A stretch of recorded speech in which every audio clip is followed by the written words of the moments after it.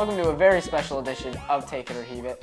I'm Wes Soltis, editor-at-large of HEAVEmedia.com. This is Ryan. Where did you get that hat? The hat store. You look like an idiot. Awesome. I'm wearing it. It's a special edition of Take It or Heave It. One, because I have a badass hat on. And two, because in honor of the Olympics, the same Olympics in which Michael Phelps won 8 gold medals and Wes was arrested for a child pornography sting in Beijing. That's not true. Or Beijing. I wouldn't be here right now. You notice that they pronounce it 2 different ways? No. Yeah. Well, not true. You only had to pay like 30,000 yen to get out on bail. That's like, what, 30 bucks here? I think so. I think so. I don't think I understand how the economy works.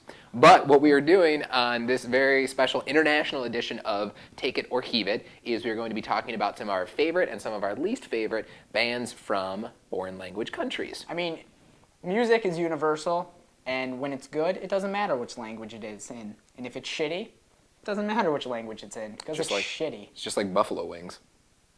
How so? That makes no sense. Well, if they're good, they're good, and if they're shitty, it doesn't matter what language you order them in.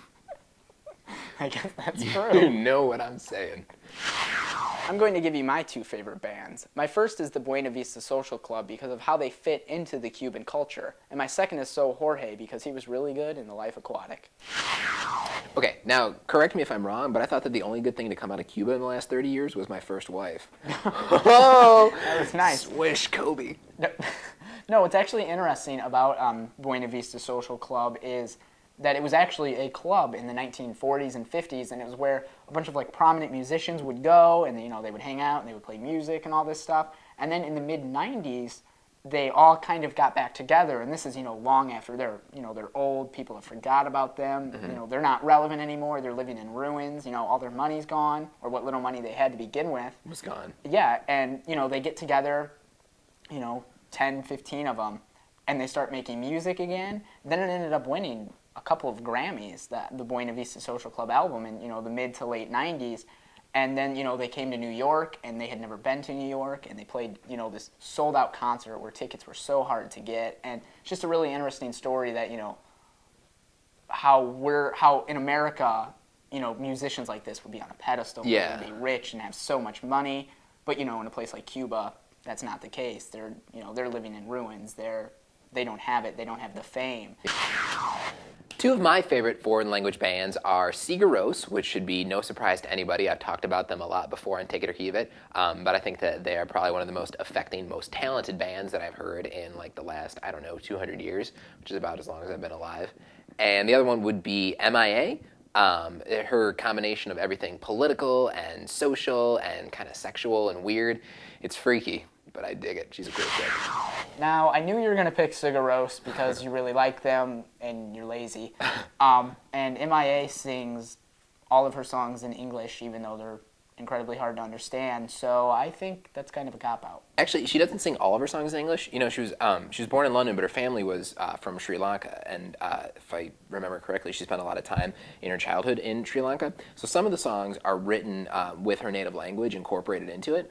And before we were talking about like music being a sort of universal language, and buffalo wings too.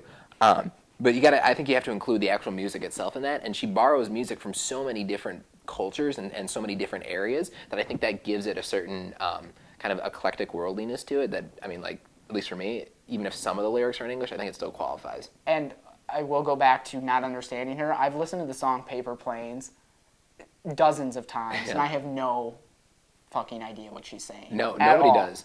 I know she says, I have visas in my name. The rest of it, no clue. There's all sorts of sound effects. There's like shotguns, shicklacking, and cash registers, and but it's a great song. I've actually went onto YouTube to watch covers of the song just to figure out what she's saying, because maybe these people will know.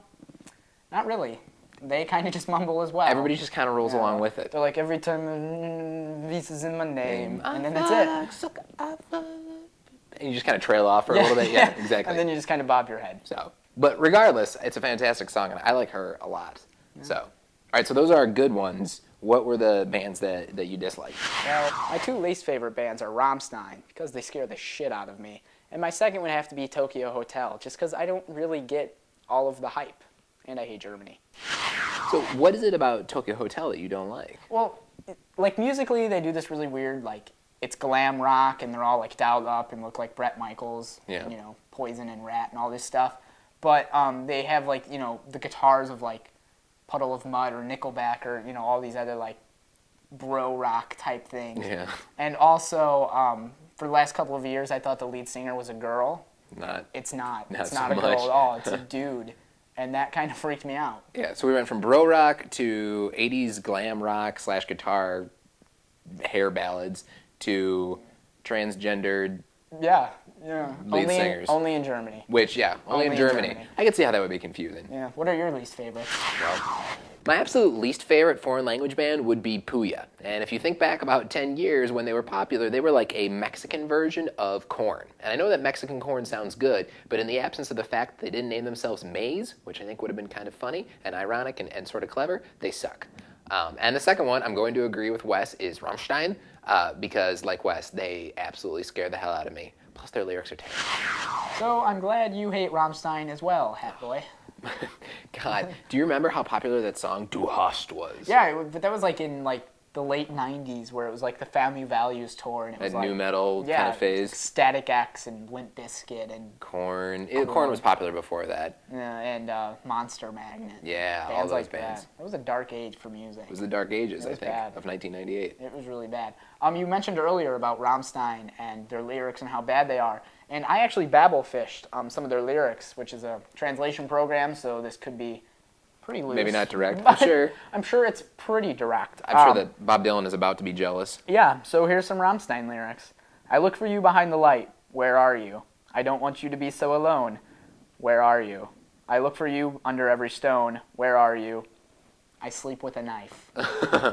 Why is that last line in there? Well, you know, they were hanging out with Charles Manson at the time, and they were just, you know, It seemed brainstorming. sweet. It seemed sweet. Oh, cool. He's looking for this girl or guy or whatever. Oh, he has a knife. Every He's time, gonna kill someone. every time I hear like that kind of like industrial German rock, it makes me think of poor people crying at the Berlin Wall, just waiting for, you know, like a tank to knock Yeah. it down, and for what's his name, David Hasselhoff, to sing them a song.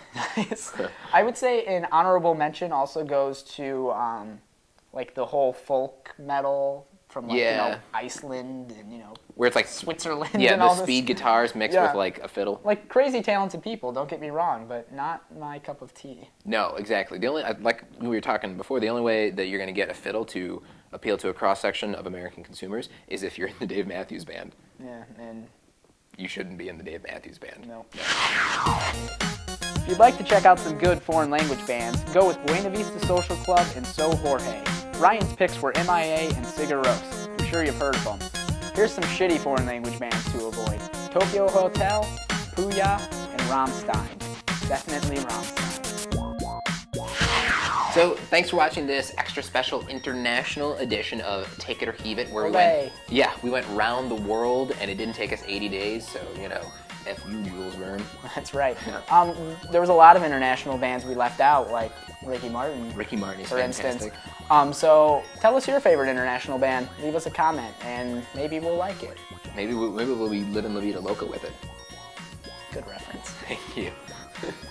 HeaveMedia.com would like to thank the Polish ambassador for creating our theme music. If you'd like to know more, go to PolishAmbassador.com. Rammstein. Whatever, I'm American.